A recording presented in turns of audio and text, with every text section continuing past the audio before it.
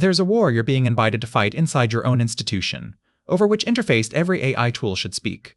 Some teams want everything through an API, some want SQL, some want retrieval, some want graph traversal. And here's the thing, you cannot win that war, so don't fight it. Quick recap, 30 seconds. We're in Act 4, the build. The context graph runs as one control loop, discover the context, develop it through a lifecycle, learn from it, and activate it, all of it wrapped in governance.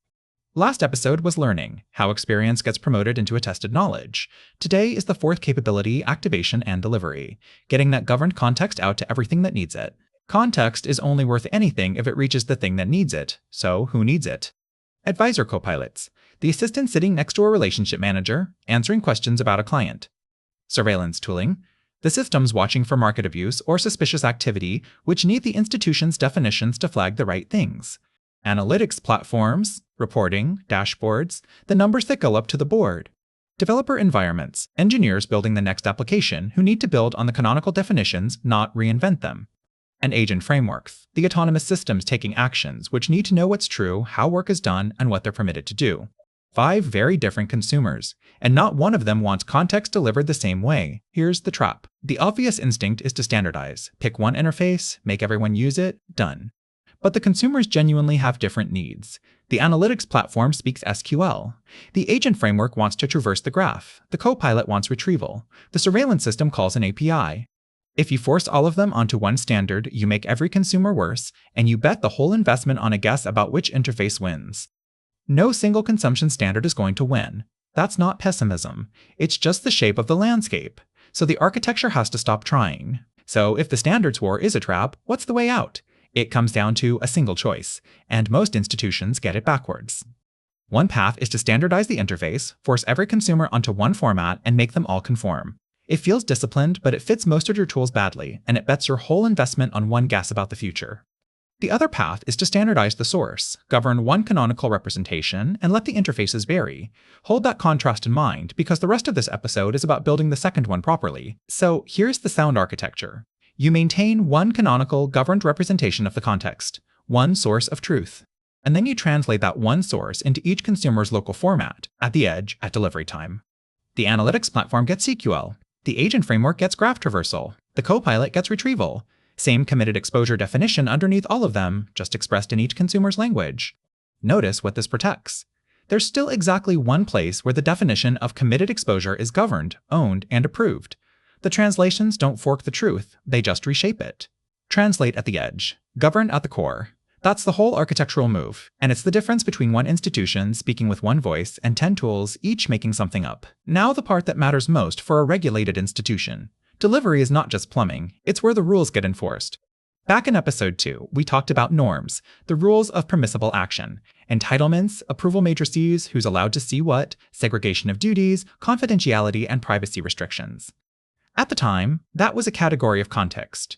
Here, it becomes operational. Entitlements stop being a description and start being enforced at the point of delivery. So when context flows out of the canonical source, it passes through a gate that checks 2 things. First, access controls. Is this user or this system allowed to see this at all? Second, data handling restrictions. Even if they're allowed to see it, are there constraints on how it can be used, masked, or moved? Think confidentiality, privacy obligations, cross-border limits. The same underlying context can be delivered differently to 2 different consumers because the entitlements differ. The gate does that work every time at delivery. Put it together and good delivery has to satisfy a few conditions at once. The right user or the right system, context reaching who it's actually for, at the right moment, and the flow of the work when the decision is being made, not buried in a report nobody opens. And within entitlements, never outside what that user or system is permitted to receive. Miss the user and it's useless. Miss the moment and it's too late. Miss the entitlement and you've got committed exposure showing up where it shouldn't, which is a finding waiting to happen. Right user, right system, right moment within entitlements. That's the bar. And there's a dividend hiding in this architecture that's easy to miss. Because the source is canonical and the translations live at the edge, the graph is decoupled from any individual tool. Think about what that buys you. The vendor landscape churns. The copilot you buy this year may not be the one you run in 3 years. The surveillance tool gets replaced. The agent framework gets rewritten. When a tool churns, you swap the translation adapter. You don't rebuild the context. The definitions, the procedures, the entitlements, all of that stays put, governed, intact. That's how this protects the investment. You're not buying into one tool's view of your institution, you're maintaining your own and renting interfaces to it. The graph outlives any individual tool. Hold on to that, because in episode 13 it becomes one of the 4 anti-patterns, scoping the whole thing to a single vendor's ecosystem. We'll come back to it. So let's name the misconception, out loud, the way we do every episode. The misread is this: we need to standardize every consumer on one interface. Pick the consumption standard, make everyone conform, and we're clean.